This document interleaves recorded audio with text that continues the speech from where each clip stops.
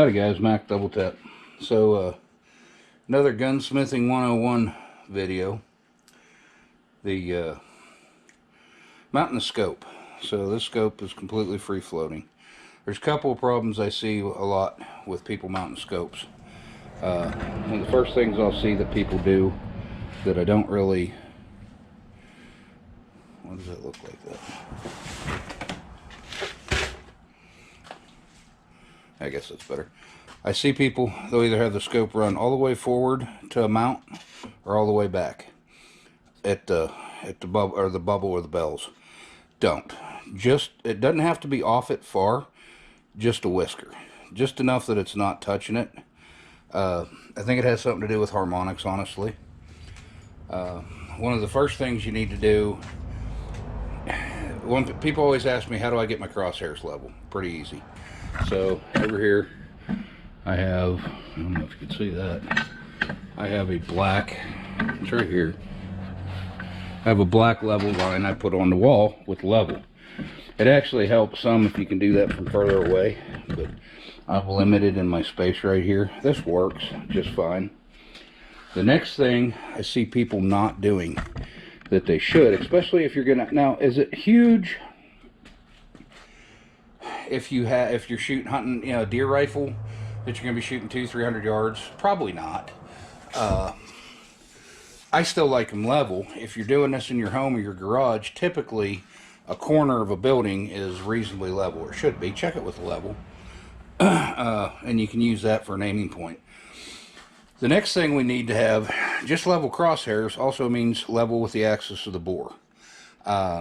These inexpensive little bubble levels, which I sell at daily2a.com, are fantastic. I think I sell them for $5. I guess I should have looked that up, but I didn't. I just grabbed this one out of a package, and you can see here, get my camera, my screen goes off of my camera. You know, it shows you where level is. These ones go on a pick rail. They're fantastic. I do sell some that go on the scope. I have different ones. The scope ones are a little bit trickier, because what you got to do first is get your gun level, which there's a dozen different methods to doing that. Pretty much the easiest way is find a flat part on your gun and get a level platform, whether it's an ammo can or something. You can set the level part of the gun on, and then you get it reasonably level. There are machines out there that can do this, and they're great if you want to spend that kind of money. You don't need to. Find a flat part on your gun, get a level surface, and stack it there. If you have one of these handy dandy pick rail bubble levels, which just go in here on the pick rail, this solves the problem so much faster, and it'll help you in shooting. If you're shooting any kind of serious long distance and you don't have a bubble level on your gun, you're not seriously shooting long distance. Anybody that's shooting long distance is running a bubble level, whether it's scope mounted or rail mounted. I actually chose this rail. I bought the extended one because I prefer my level on the rail, because the rail is mounted to the bore. Therefore, everything that I'm doing is now going to be in line. I want the bore perfectly level. So, right there. Now I know by my bubble level on the gun, which I can see when I'm, you know, behind it. I can just open my left eye. There it is. Check it and go on. So anyway, take that, tighten her down a little bit. This one will live right there for the rest of its life. These things are so cheap. If you're shooting any kind of distance and you don't have one of these, you're hurting yourself. I mean, you spend, you know, $600, $700, $800, $900, $1,000 or more on a gun. Then you go out and buy a quality scope and you don't put a bubble level on it, you're not doing what you need to be doing. So after that, we're gonna level our scope with our level line. I mean, I really wish that was further back away.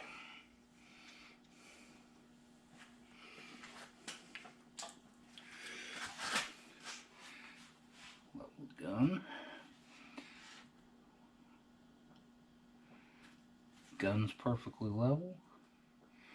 There's my level line.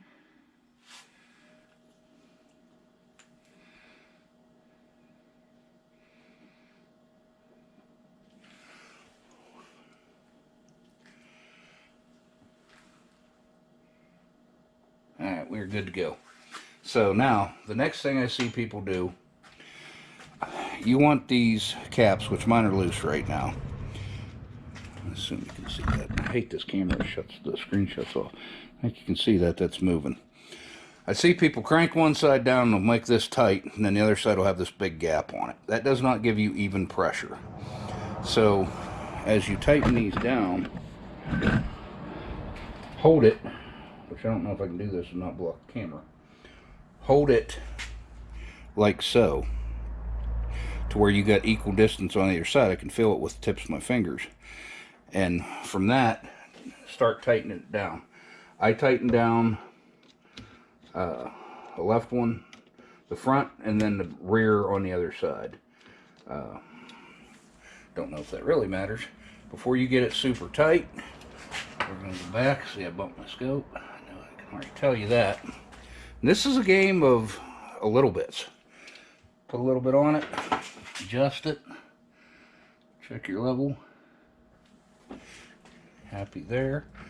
Let's get that with my hat.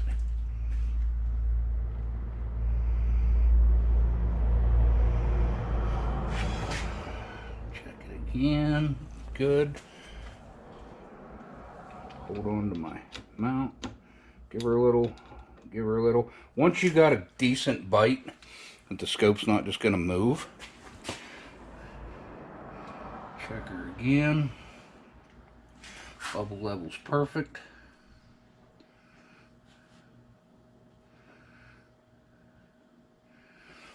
I can like that right there. Now I'm going to come to this back one. I'm going to do my wiggle and get it perfectly up and down, side to side. Put a little bit of that on that.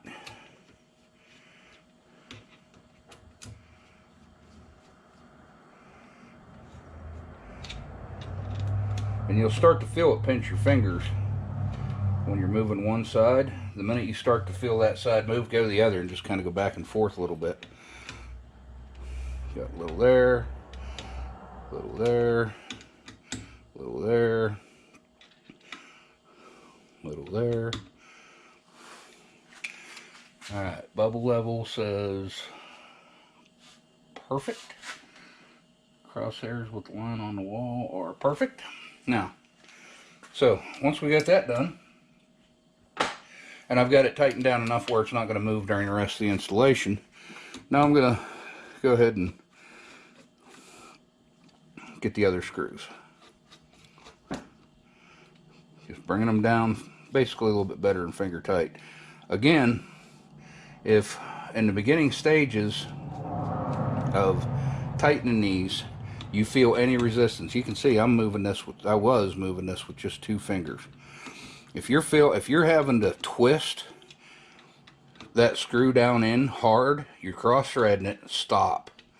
You may need to get something and chase the threads. Now we're going to kind of go at these a little bit like you would tire, crossways, crossways. So one there, one there. Each time I'm getting a little bit more. Notice I don't have a damn ratchet on this. You do not need that much torque. Now you can get a handy dandy little torque wrench and torque these to exact specs. I'm not doing that. Some people like to put Loctite on these. I do put a dab, and I mean a dab of blue Loctite on them. Not red. Now I'm where I have to get a little bit better grip on there, get another bite, work my way around, a little bit better bite, a little bit better bite, work my way around, back up to the front, bite, little bite, bite, little bite, move to the back, little bite, little bite, little bite, little bite. This usually takes me about 5-6 times. This will probably be the last time here, honestly. Little bite, little bite, little bite, bite. And you just keep working your way around the scope until you're good and tight. And I'm going to do one more.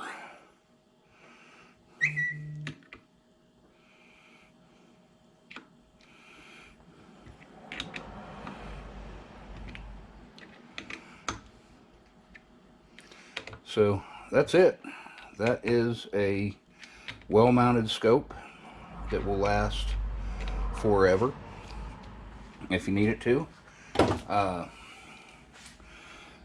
The bubble level, guys, seriously, if you're shooting any kind of long range, you know, or intend to, spend a couple bucks, get a bubble level.